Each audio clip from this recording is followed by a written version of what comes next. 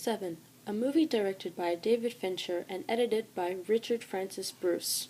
It revolves around the investigation of murders based on the 7 deadly sins, starring Brad Pitt and Morgan Freeman as the detectives, Kevin Spacey as the killer, and of course Gwyneth Paltrow as David, aka Brad Pitt's wife.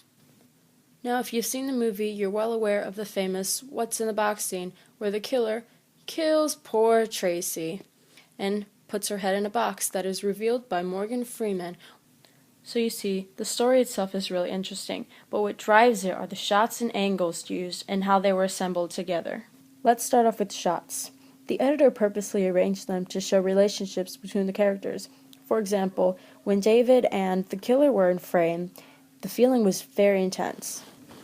It also showed the relationship between David and Somerset and how they were partners in crime. Another thing, when Somerset was in frame, his presence gave a sense of hope between the conflict between David and the killer. Close-ups were also used very widely in this scene to show the intensity and the build-up as the scene continued on. Now let's talk about the angles. As mentioned previously, the box was very important to the scene.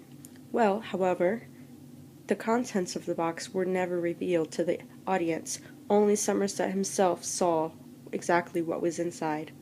This is done by playing with angles. The audience can see that the box is being opened, and we can see Somerset's reaction. Therefore, we know that something inside is not very good. Another technique used with the angles was with the killer himself, showing how he gained power throughout the scene.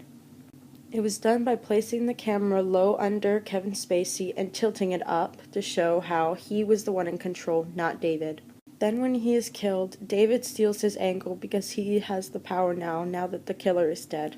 So you see, the film was shot and edited very precisely. That made it interesting to the viewers.